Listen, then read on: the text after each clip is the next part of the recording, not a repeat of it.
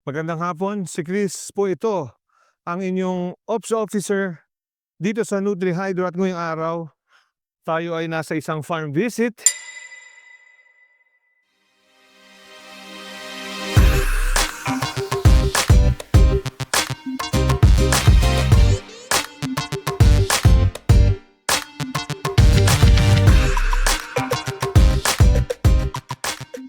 Andito po tayo sa Laguna. Kung saang parte po ng Laguna, hindi ko alam. Dahil to be honest with you, basta ko lang siyang nilagay kanina sa Waze. So, sa greenhouse na ito, bagong-bago po, itinatayo. Ating bibisitahin ang ating kaibigan. Walang iba kundi si Don Fernando Algozo. Dito sa Laguna, ang bayan ng itatanong natin sa kanila. At ito ay greenhouse ni Mr. Clarence. Very young, very smart guy. Here in Laguna. Magandang hapon po sa inyo. Clarence, how are you? That's it, sir. How are you? How are you? Fine. How are you, Don Fernando Algozo? Magandang hapon din. Magandang hapon po. Okay, I was telling our viewers out there, nasa Laguna tayo pero hindi ko alam kung saan parte ng Laguna. Rizal, sir. Rizal. Rizal, Laguna. Okay, thank you for having us here. Welcome, sir. Tell us something about yourself. Let's begin with your age. Dahil mukhang batang-bata ka. Age? 27, sir. 27 years old. Married or single? Single. Available, ha? Hindi ba? Wala sa tayong ano. Available ka. Okay. Mula. Kailangan ng mula. On. Sa kanya kang natutunan kanina yung salitang mula. Wala akong malay kung ano yung mula. Ibig sabihin pa ng mula ay money. Okay, you're single. Before this, what do you do as your profession? So, graduate ako ng electrical engineering. Amazing. Tapos, nag-work akong konting engineering pero I really liked business, parang gano'n. Okay. So, I decided what career is good for business, di ba? So, marketing or sales. So, ngayon, I'm doing marketing, game marketing for influencer marketing company sa UK. Gamer. But do you currently play games as well? Yes, sir. Hilig mo rin ba yan? Hobby. What's your favorite game? I think right now, Valorant. Yung gusto ngayon, Barilan. The thing is, kaya naging agriculture. Dati pa ako mahilig sa agriculture. I've been a farm manager or taga-bantay. Like, pangasile and stuff. Sile, sitaw. The thing is, nung nakita kong ang daming factors na hindi mo makokontrol, hindi mo maintindihan. As an engineer, gusto ko parang technical, may data. Okay. Kung nakita ko hydroponics, parang ito mas controlled environment. Yeah. Pag nagkamali, malalaman mo kung bakit. So, that's why kaya naging agriculture na rin. You like tinkering things? Sometimes, yeah. Pag gano'n talaga, pag na-pique yung interest ko. Okay. I'm a very curious guy talaga. Okay. And this is a big greenhouse, ah. So my question would be, is this your first time to do cultivation? For hydroponics, it's not my first time. I started very maliit lang na farm. Both NFT and Kratky methods. So it's a square greenhouse. Sa gitna, NFT pipes. Sa paligid, naka-Kratky, may mga styro. Do you remember how many styro boxes you used that time? Styro is around 15 ata or 10 to 15. And the channels you used, how many did you use that 12. Tapos 12 holes. So around 144. in total? Hindi, yung NFT lang. So all in total, I think mga 350 yun. not bad for a starter. And how long did you do that? For how long? Maybe 2 cycles lang, 2 to 3. Okay. And how was it? Very challenging. Yung pinaka-ano kasi nun is walang knowledge, di ba? More on tinkering ako. Like every week, I have, hindi siya pang benta, more like pang data siya. Like I'm comparing, every week nag-change akong parameters and stuff. Pero ang mahirap kasi doon, yung greenhouse, di mo pwedeng palitan. So, napapansin ko, mainit. Yung gamit ko ng pump, pang aquarium. Yeah. It's very DIY, kumbaga. What's your experience? Yun, very, more on research lang siya eh. Okay. So, hindi talaga siya pang ano. Did you encounter problems like pests and diseases? One of pinaka-common is yung leaf miners. Okay. So, leaf miners, nakikita ko na lang may guhit. I usually do, kinukurot ko na lang. Oh. Pero kasi ayoko rin namang isama pag may buyer ako nun eh. Okay. Samgyup place. As early as your data phase or data stage, may buyer ka na. Yes, kasi very in demand. Lalo na kung nagtatanong-tanong ako yung hindi makapag-supply ng lettuce sa kanila kasi ang demand nila nun 30 to 40 per day. I see. In a sense, that's actually kind of a good problem. Yeah. Ang problema mo, kulang yung paninda mo. Samantalang ang usual problem sa business, kaya ang dami rin nagsasarado is walang benta. Yes. Yeah. So that was a good problem. Okay, and then? Pero yun nga, parang hindi pa ako ready mag-expand nun eh. Kasi nasa experiment phase. Ang nangyari dun sa client na yun, nakalungkot man is, nagalit na iba. Kasi sabihin nating 10% lang per week yung kaya kong i-accommodate sa demand niya. So maybe nakahanap siya ng kaya yung demand. Yan yung 100 kasi mas mahirap rin naman sa business. Marami kang kausap. Maganda yung isa lang. Tapos very reliable. That's a very good tip from someone as young as 27, but very smart, huh? He's an engineer, very smart. It's a good problem, but customers need customers. They need consistent and stable supply. And in this case, consistent ka naman siguro, no? Consistent naman yung supply mo sa kanya. Consistent pero like once a week. Kasi nga maliit lang yung Okay. So you were not able to meet the consistency required by that business, the volume required by that business. But then again, that's a good problem, which led to this. Maybe. how many? Okay. Oh, this is overkill na. Yeah. Let's call that guy here. Let's call that guy. Si Don Fernando. Don Fernando. Magandang hapon sa inyo. How are you? Mabuti naman po. Salamat sa pagbisita dito kay Clarence na greenhouse. Okay. First off, dito sa tables ninyo, how many heads are we looking at? Have you counted? Mga 4,000. Okay. And then, ito, kilala ko to, Kilala ko to. The purpose then is para natin ma-maximize ang ating space. Kasi kanina narinig ko parang Christmas tree ang tawag niya. We call it Christmas tree. It's because from the top, it's shaped like a Christmas tree. So this thing, simula from end to end, mga ilan ang napapatubo nito? Lahat. Nito na. Itong Christmas tree, Alfrea influence. Siguro, ito aabutin to ng 3,000 lahat. Lahat ng elevated. So at the side, We can call that half A as well. half A. Okay, pwede. Okay. Meron siyang slope somehow. Okay.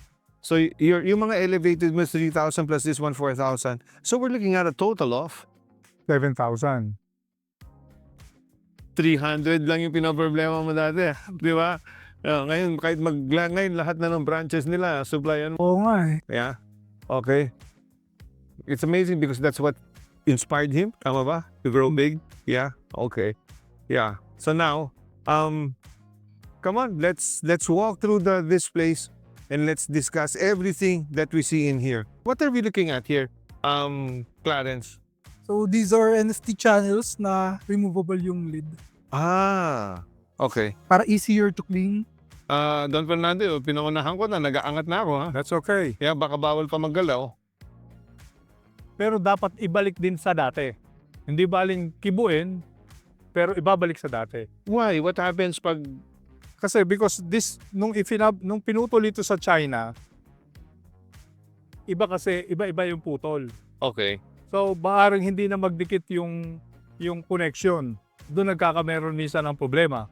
Okay. So ito, naka-partner siya. Mm-hmm. And then, sandali lang. Ay, halimbawa, kinuha ko tong lahat. May kinuha rin ako doon, naglinis ako, nilinisan ko. Pwede bang kahit saan ko ilagay? Pwedeng lagyan na lang natin dito ng number. So hindi siya pwede magkapalit-palit? Kung hanggat maaari, hindi dapat. Okay. Ano mangyayari kapag ito yung nagkapalit-palit? Maaaring magkameron siya ng gap dun sa dulo. Okay. Kasi what we are doing, zero, halos maliit lang yung difference ng gap. Ngayon, kung pagpapalit-palitin mo, baka lumaki ang gap na ganyan. I see. Plus, ito. Hindi magtutugma. Oo, although gumamit kami ng isang pattern, pero syempre, magkakameron din ang problema. Okay. Kasi we make sure that the holes are really straight para magandang tingnan. Bago ito mag-start, aming lalagyan ito ng code. Yeah. Bago i-endorse namin kay Sir Clarence. So yung pala, buti engineer tong si Clarence at naiintindihan niya. So Clarence, mamarkahan mo, number mo pala yung dito tsaka dito, no? Okay, pagsulat pentel pen, matatanggal to. Oo nga. Pagsulat sticker label, matatanggal din to.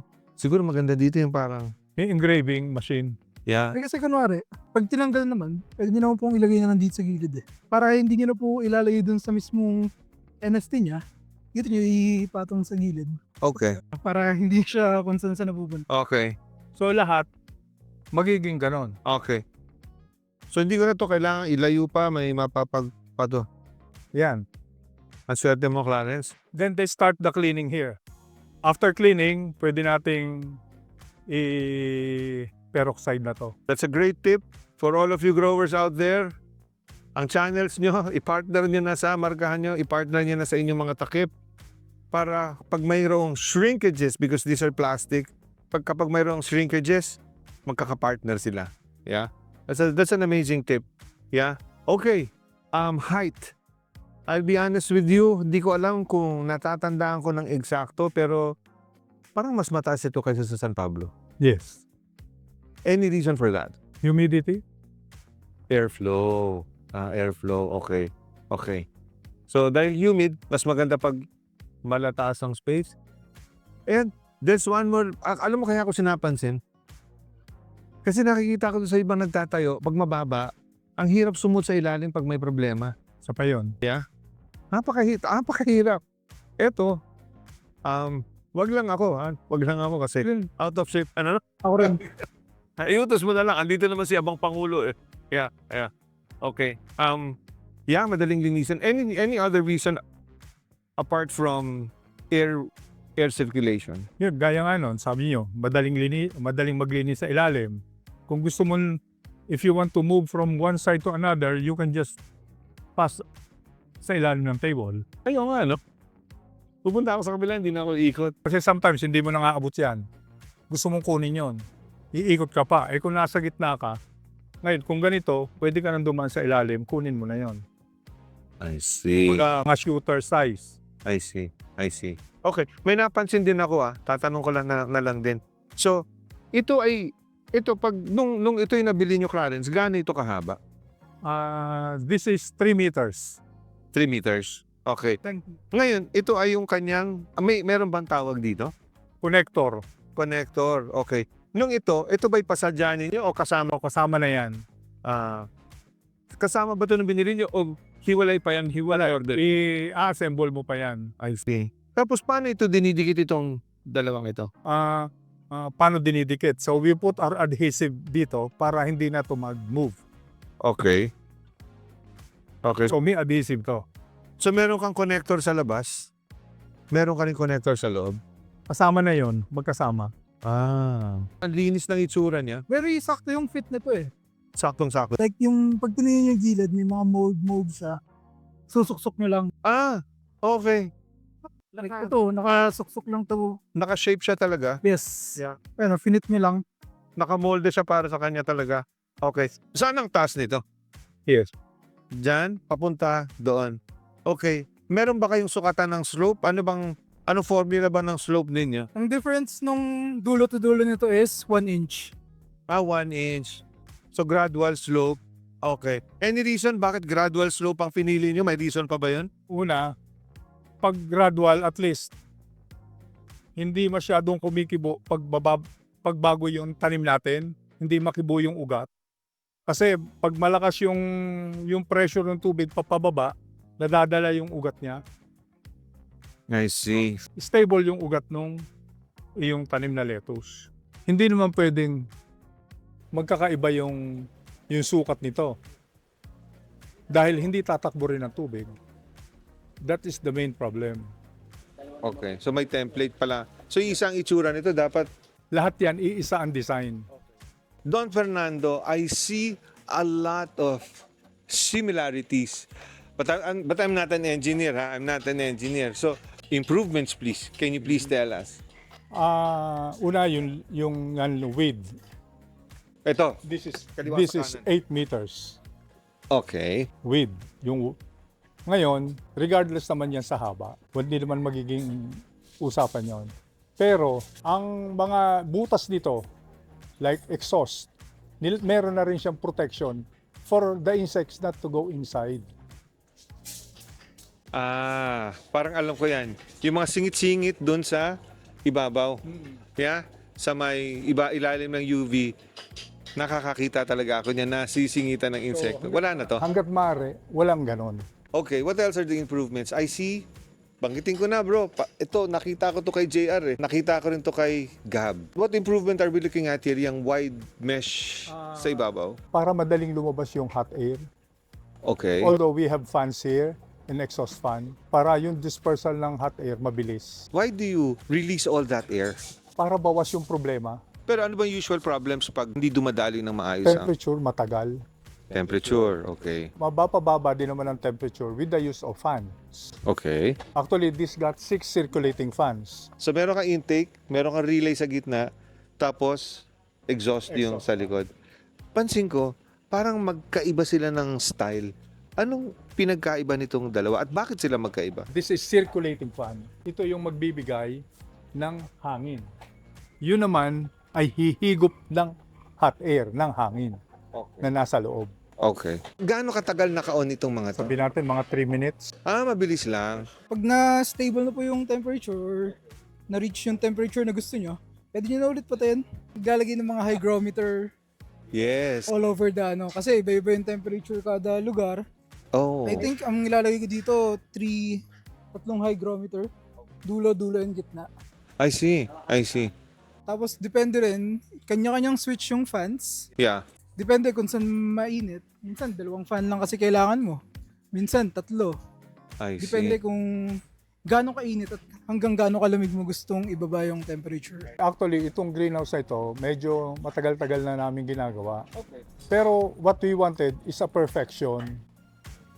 Kasi kung mamadaliin mo talaga, like pagkakabit ng nets, ayaw ko nung yung hindi talaga parehas. Kasi hindi maganda tingnan, una. Araw-araw mong nakikita, tapos naiirita ka mali. So, hindi ka masaya. So, yung pangako kay Clarence, talagang gagawin naman natin. Hindi pwedeng hindi. Okay, that's good. Can we move on to my next question? What are we looking at here? This is the reservoir. Yeah. Usually, yun yung mag-hold ng water with nutrients.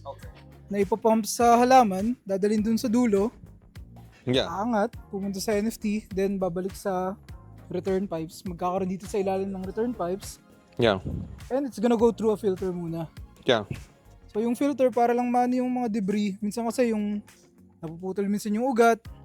Minsan may nasasamang lumot. Yes. Minsan babara yun sa pump pag hindi naayos na treat ng Yeah. naipon yung dumi. Then it's gonna go back to the reservoir. Then magkakaroon ng cleaning dyan. Pag natingnan mo yung reservoir, may second filter pa yan. Yeah. May maliit na parang foot bath. Yeah. Around how many liters of water? Like 4,500. Okay. So 4.5 cubic inside. That's a lot of water. That's a lot of water where if you store such volume can hold a lot of oxygen. Yeah. Hindi siya madaling ma-deplete. Then we have here the Fresh and Grow. Wala pa, hindi pa nakalagay. Yeah. We have the Fresh and Grow here as well. Yeah.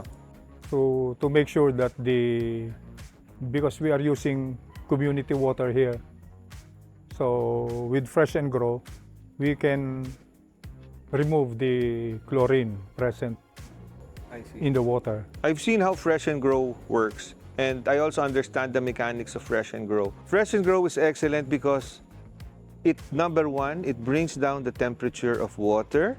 Second, all that water action, including the fans inside, actually increases the dissolved oxygen. And dissolved oxygen is hugely important in cultivation. Yeah. Isang step lang yung photosynthesis yung araw, yung araw. Yan ay paggawa lang ng sugars ng tanim. Pag may sugar ng tanim, meron na silang glucose. Ang sunod na step is respiration. Respiration is using all that sugar para mapatubo ang tanim. At isang pinaka-importanting component dyan ay ang iyong oxygen sa tubig. So, congratulations to Fresh and Grow. Pero kailangan mo talagang bantayan, Clarence, ang biomatter mo. Yup. Dahil ang biomatter mo, pag dumami yan, patay na algae, patay na kung ano-ano, yung microbes na yon itself will start eating all that oxygen na produce mo. At sayang naman.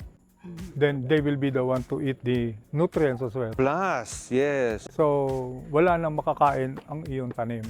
may So, it's kaagaw. all there. Yeah. So, anumang ganda ang gawin mo, hindi ka makakapagpaganda ng tanim mo. Yes, yes. I've also noticed one structural na nabilib ako dito. Ang taas. Yeah. What happened here? Itinaas ninyo? Which this, Yes? lahat ng ginagawa ng Alfrea are all elevated. Okay. Any reason why you prefer your greenhouse to be elevated? I think this one is nagkataon medyo mataas kasi nung nag-start before to ma-establish, yung lupa niya pa-slope. I see. So, kailangan mag-catch up nung left side. For example, dun sa right side. So, nagbumukong mas taas yung harapan. If tinignan nyo yung likod dun, mababa lang tingnan. Pero from the front, it's very high. Sakto, bumagsak yung ulan. Walang katulo-tulo sa loob.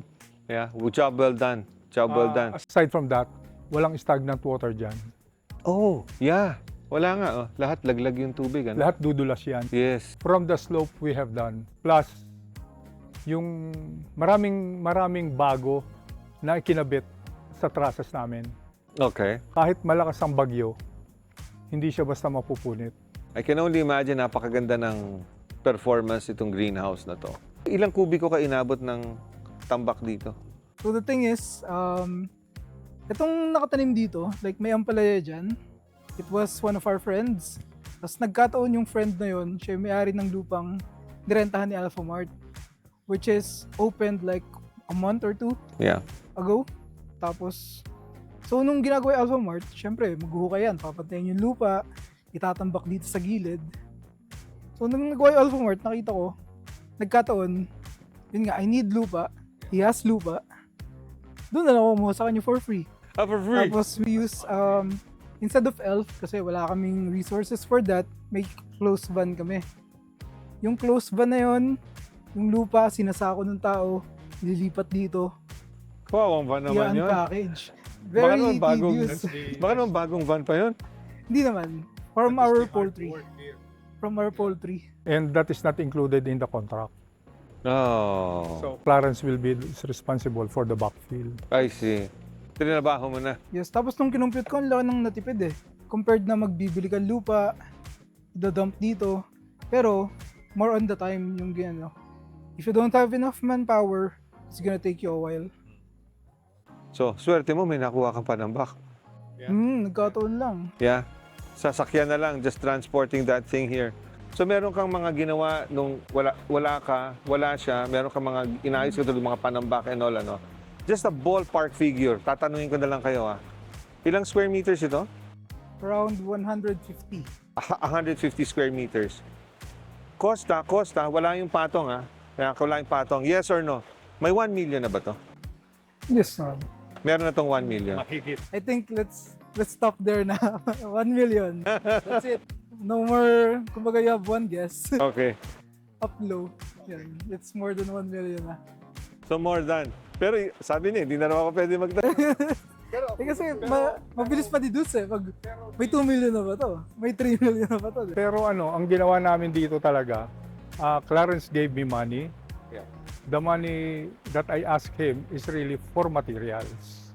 I see. For materials. For you to mobilize. Yeah. All in all. Okay.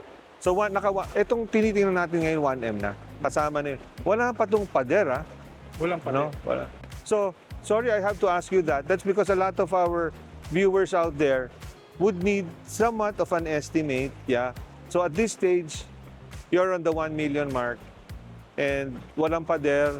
ayos na yung pundasyon, nakatayo na lahat. Lagay mo na lang ng pump, gagana na to. Yeah? Okay. So, thank you very much for being transparent and sharing your experience. Clarence, do you have any tips for our growers out there who would go into the same experience building their own greenhouse? I mean, ako ay nag-ipon muna ako eh. Di ba? It's very common naman talaga. Like if hindi mo pa kayang mag-build ng business ngayon, you need to find other means to earn money to get to that. Yun. Which is why hanggang ngayon nag-work pa rin naman ako. Like even nag-invest ako dito. Clarence, kung makasalita ka, hanggang ngayon nag-work ka, akala mo matanda ka. 27 years old ka lang naman. Yeah? Dapat talaga nag-work I feel ka. so old kasi yung mga kasabayan ko, hindi naman nag-business, puro gala, Yeah. puro inom, puro luho. But be proud of yourself. Because not a lot of 27-year-olds out there get the chance to build something like this. And if you ask me, itong negosyo nito, ang daming matutulungan nito. Congratulations in advance, brother. You're doing a very good thing. And I hope I was like him when I was 27 years old. Ako naman, pwede ba ako magtanong kay Clarence? Oh, sige. Clarence, sa tagal na nating magkasama dito, ano yung masasabi mo dito sa ginawa natin na to? Feedback. Ikaw ba ay nainip? Ikaw ba ay nainis? Ikaw ba ay, sa palagay mo ba, ikaw ay nabudol ko? I mean, yun, very transparent naman si sir. Like if may problems, magkakaroon talaga ng setbacks yan kasi business. Of course. So very transparent siya if may problems. Tapos kailangan mo na intindihan. Like, okay sir, this is the problem, what's your solution? What's the solution? Tapos, yun, kaya medyo, pero never naman ako nagalit. Like, ako hindi ako nagagalit. I try to be understanding. Kasi pag, emotion is not part of the business eh. Just be lang, technical. Although may assignment sa akin si Clarence, Ano? humanap ng market. Madali lang yan. Ngayon, what we are doing sa market, marami nga kasi na nagsasabi, baaring makarating dito. Tatawadan ng mura. Oo nga. Give me an experience. You know why? You've been growing for how long now? Anong 3 years. Oh, anong feeling ng tatawaran ka? Ang hirap-hirap ng ginagawa mo. Kaya nga sinasabi ko na agad ka kay Clarence, yung tungkol dun sa mga nagiging problema. Para siya ay, kumbaga, it will be a part ng paggagawa nito. Hindi yung pagdating pa ng panahon na may problema, tsaka ako pa sasabihin. Pwede din ako masisi niya, Sir, ba't ngayon mo lang sinabi? Nabudol ako. Something like that. Kasi maraming kukuha sasabihin, lalo pag maganda ang lettuce mo, quality. Nasa premium quality ka. Kukuha ng lettuce sa'yo. Tapos, hindi babayaran. Hanggang sa cultivation pala, meron gano'n. Tapos, tatawaran ka pa ng mura. Yeah. Pagka ganito, tingnan naman natin yung ginastos ni Clarence dito. Pwede bang tawadan ng parang sa backyard? So, quality lettuce talaga ang ilalabas niya rito. So, we are looking for, kung sanabi ko sa kanya yung figure, we are looking the most is 30 pesos per cup. Mura yan. 30 pesos per cup. Kung bababa pa doon, na kay Clarence na yun kung ibibigay niya dahil siya naman ang may-ari. Pero I do hope yung ROI niya, yung OPEX niya, maapektuhan. Okay. Tips out there. Do you have tips out there before we bid goodbye? Look for a proper mentor that will teach you, the genuine one. Marami kasi nagsasabi, alam ko, kaya ko. Pero mahirap kasi sa guro, yung nagtuturo, na hindi ka naman nakapagtapos ng education course. So, dun lang, kasi kayo din ang mawawalan. So, thank you very much, Clarence, for sharing your experience with NutriHydro and the rest of the next generation of growers. It's good to see you. Welcome back from the UK. And I am Chris, the Ops Officer here at NutriHydro, and we will see you on wait, ano palang pangalan ng farm mo? Wala. Gusto kong tawagin siyang Cla Farm eh. CLA. Ano yun? Parang Mercedes-Benz? CLA. Yes. CLA? Naka-Mercedes ka ba? Hindi naman. Kasi pangalan ko yung Clarence, di ba? Yeah. Then, yun yung mga tawag sa akin ng friends ko. Pero medyo, maano naman tingnan pag Cla Farm, di ba? Okay. So, let's just call it CLA Farm. Welcome to, that's official now. Well, problema kami kanina eh. Anong tawag sa farm na to? Itatanong namin sa'yo. So, that's it for today. We will see you on the next episode and we hope you had a good experience here at CLA Farm in Rizal, Laguna. Laguna. Bye!